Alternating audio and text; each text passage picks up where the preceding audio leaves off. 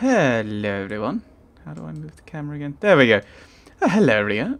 Hello everyone, and welcome back to Let's Play Dragon Age 2 with Sparrowhawk, Carver, I believe, and Berek, our dwarf fellow who's been conversing about various topics with us, I think. We have various questy things to do. I'm still slightly bothered that we didn't do the year of what are these things on the map? I have to scan over them. A shop button. Yeah, I'm kind of annoyed that we didn't get to do the wizarding, the mercenary stuff. Let's go.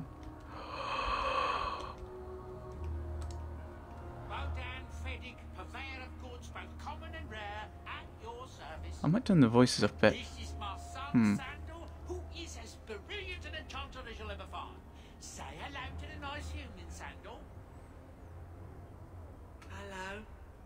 We shall be accompanying your expedition and providing the needed supplies. It's all quite exciting, isn't it? This isn't a pleasure trip. I'm all a tremble. Could be dangerous. You aren't worried about venturing into such a dangerous place? Not with such fine protection. But I digress. Do you wish to peruse my wares, or perhaps make use of Sandal's unique talents? Enchantment? Just so. Your son is an enchanter. I thought all enchanters were mages. Not at all. The fabled dwarven resistance to magic has allowed enchantment of crafts for countless ages. Granted, most dwarven smiths must work for many, many years to learn the skill. But my boy is a natural, a savant beyond compare. I like enchantment. He enjoys his work. What more could one ask? How did you end up here? You two don't seem the sort to hire onto this expedition. My son and I have never played it safe. Never captured a tried and true rose. In fact, we have just returned from adventures while accompanying the hero of Ferelden, legendary Grey Warden and vanquisher of the Blight. Oh, you knew the hero of Ferelden. So you helped to defeat the Blight? In our small way, perhaps. We did not fight at the Grey Warden's side, of course. The hero of Ferelden is a fine man. After all his accomplishments, may he find even greater success. But surely my past is hardly of interest to the likes of you. Ah, we should buy something. Let's see what you have. By all means, feel free to peruse my wares whenever you wish. Let's have a... I want to buy from you. Oh, what? Oh, can't... What? That makes no sense. Sell junk. I lost... I... Oh, that's frustrating. That's confusing. Right, stuff of the apprentice, which is worse than my current one. I'm really confused by this setup. I'd like to have an all tab.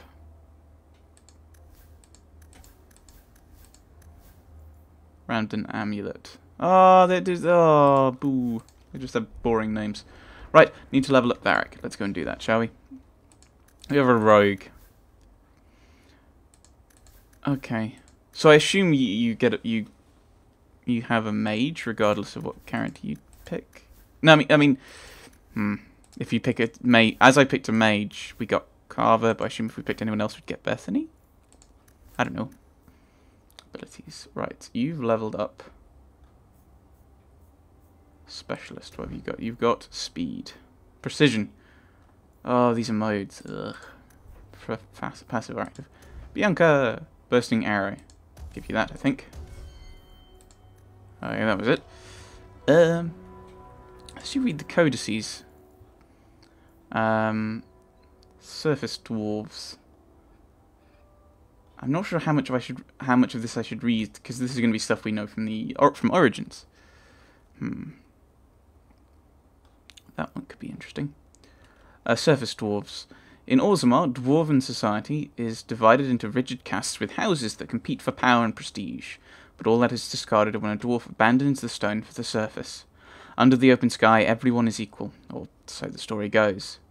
The truth is that thousands of years of tradition are not so easily tossed aside. Even though surface dwarves are officially stripped of their caste, many maintain a hierarchy among themselves along the old caste lines. Formally, noble houses are accorded more respect than casteless brands who come up in search of opportunity. The poorest noble dwarf on the surface looks down upon the rich. It's like a richer, lower caste dwarf with contempt. Upper class surface dwarf society is roughly divided into two camps: Kalners, who insist on maintaining caste and rank, typically those from the noble or merchant caste families, and Ascendants, who believe in leaving Orzamar's traditions underground and embrace. Who believe in leaving Orzamar's traditions behind and embracing life in the sunlit world. Maintaining some tie to Orzamar was seen for generations as the only lifeline for surface dwarfs. Bringing surface goods to their kin underground and lyrium and metals to the surface was not only the most lucrative means of making a living, but also a sort of sacred duty. As many surface dwarfs willingly accepted exile and the loss of their caste to better serve their house or patron. In recent years, many surface dwarves, particularly Ascendants, have branched out. They started banks, mercenary companies, and overland trade caravans. They became investors and speculators in purely surface trade. These new industries have proven tremendous sources of wealth, but are looked down upon by their more conservative kin. For less affluent surface dwarves, association with a powerful Kalner can open many doors. They can get credit with dwarven merchants and are offered work opportunities by the powerful dwarven merchants guilds more readily, sometimes, than more qualified but less well-connected individuals. Yeah, a few things like... Oh, this stuff we all know. The creatures stuff. Well, look at these. Oh, we already read that one. Look at these. An honest answer regarding apostates. A mage who does not receive the teachings of the circle and who does not have the words of Andraste in their heart is an apostate and a danger to us all. Without the guidance of the holy chantry, a mage may foolishly dabble in the darker arts, blood magic, or demon summoning, thus becoming maleficarum. And a mage's mind will ever be a doorway to spirits of the Fade. Without proper instruction, this doorway remains open and unsecured. If a demon should come through this doorway and possess a mage, an abomination is created. Abominations know only madness. They cannot be reasoned with and will slaughter man, woman, and child without thought. Whole cities have fallen to these creatures. Thousands have died at their hands. The Chantry and her Templars have a duty to ensure this does not happen. If I knew a better way to deal with magic, I would seize upon it immediately. You say we should let the mages guard themselves. I tell you that that is no solution. Look at the Tevinter Imperium. Their magisters know not restraint. Without Chantry oversight, the magisters abuse their power. Those without magic are trampled underfoot and forced to serve. Slaves are slaughtered by the hundreds to feed the magisters' hunger for power. Even some mages are not spared, for in mages, as in all humans, there exists a spectrum. On one end, the very powerful. On the other, those that can barely light a candle. The Empire cares only for the strongest, and those who do not compare favourably are thrown to the wolves. Imagine your children growing up in such a world. If a mage asked it of you, you would have to give him your daughter, not knowing what his plans for her might be. You could not resist him, and neither could she. Without our Templars and without the Circle, the common man would have no defence against magic. We must deny the mages certain freedoms from the common good. I wish there was another way. I tell the apprentices this is a test of their faith, that it is the will of the Maker. Many understand that we do what we do for their own good. Darkspawn. Yes, we know that one. A lot of... that's tutorial-y stuff, so we want to have a look at these. Sorry, apologies. Kirkwall, the gallows. Statues of... We've already read this one. Oh, that's frustrating. Yes. City of Kirkwall. Kirkwall once lived on the edge of the Tevinter Imperium and was home to nearly 1 million slaves. Stolen from elven lands or shipped from across the sea, all slaves fed the Imperium's unquenchable thirst for expansion. Haven't we read this? I don't know, we'll read it. They worked in massive quarries and sweltering foundries that produced stone and steel for the Empire. The city's complicated past is not easy to forget, history having earmarked many corners of the stone city. A ship approaching the harbour spots the city's namesake, an imposing black wall. It is visible for miles and carved into the cliffside as a pantheon of vile guardians representing the old gods. After the years, the Chantry has effaced many of these profane sentinels, but it will take many more years to erase them all. Also carved into the cliff is a channel that permits ships into the city's interior. Flanking the channel are two massive bronze statues, the twins of Kirkwall. The statues have a practical use. Kirkwall sits next to the narrowest point of the waking sea, and a massive chain net can be erected between the statues and the lighthouse, closing off the only narrow navigable lane. This stranglehold on sea traffic is jealously guarded by the ever-changing rulers of the city as the net trolls taxes, tolls, and extortions in from the sea. Bartrand Tethras. The history of noble House Tethras stretches back to the foundation of Orzammar. The memories say that 3 times a child of House Tethras took the office of Assembly Steward. They held appointments in the Shaperate of Memories and the Shaperate of Golems, but no longer. In the second year of the reign of King Endrin Iduken, so that's Balin's father, and Drogram's father, and Trius' father, Lord Anvar Tethras was found guilty before the Assembly of willfully manipulating proving matches in favour of his house. For this affront to the ancestors, he and all his house were sentenced to exile on the surface. Anvar died a mere 5 years later, leaving behind his lady Ilsa, 10-year-old Bartrand, and 2-year-old Varek. Exile, surface life, and the loss of her husband conspired against Lady Ilsa, who took to drink, leaving Bartrand to manage what was left of House Tethras.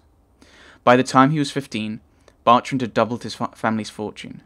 The disgrace of House Tethras fueled his ambition, and his once noble title gave him an instant place among the Calnus, the old money elite of the Dwarven Merchants Guild. He used it to build alliances and business ventures as if he were a member of the Orzammar Assembly.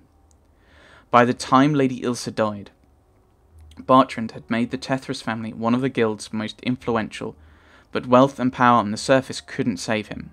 He began to court alliances with the wealthiest ascendant families, branching into banking and mercenary companies.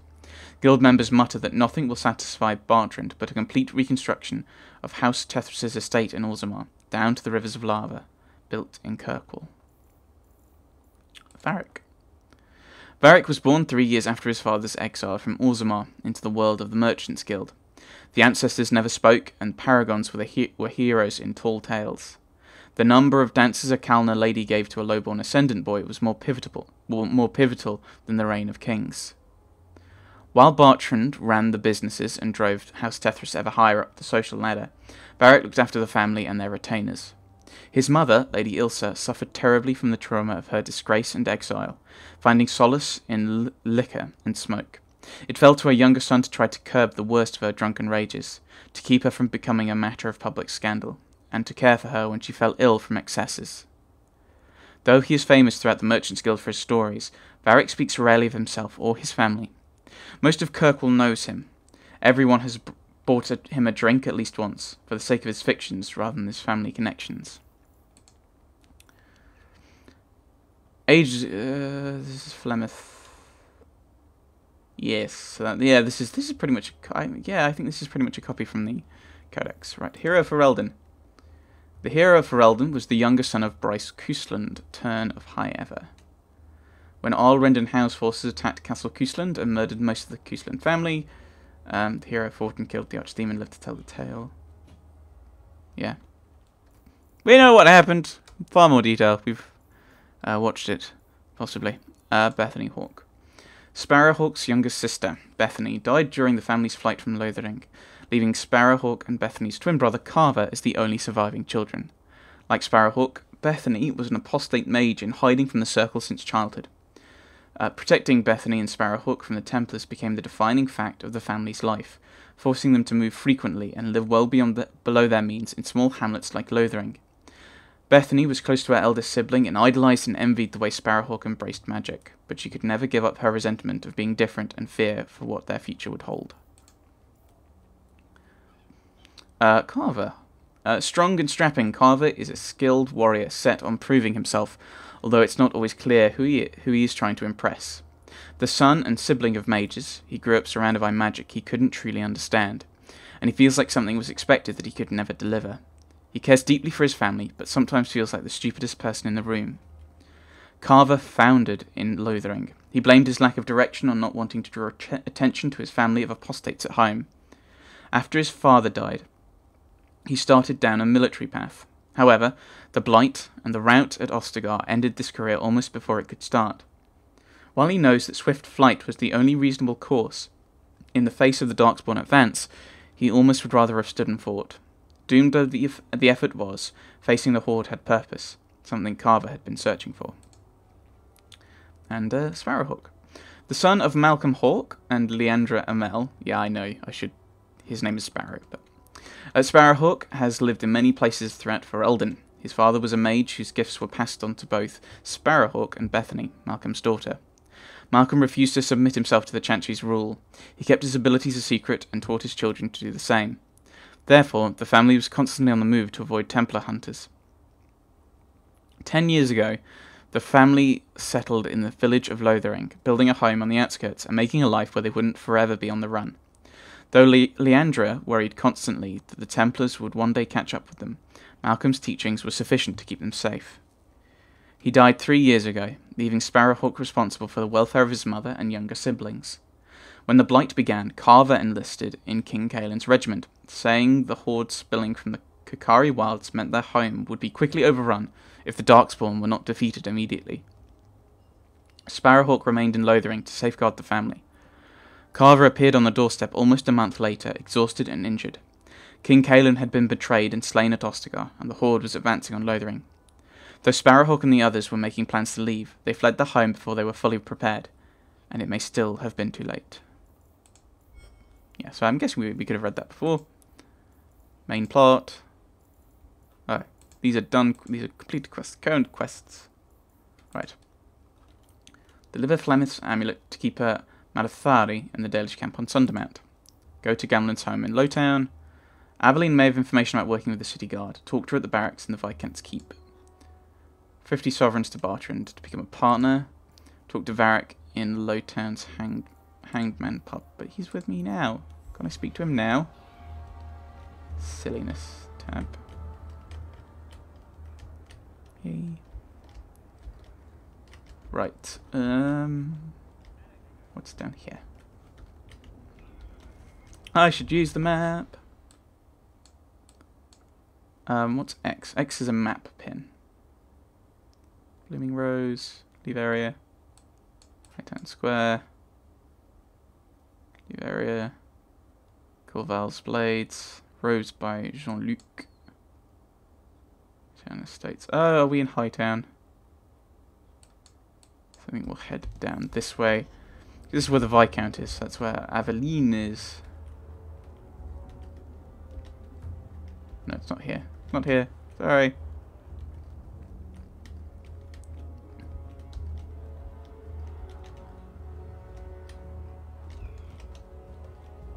Kirkwall, Hightown.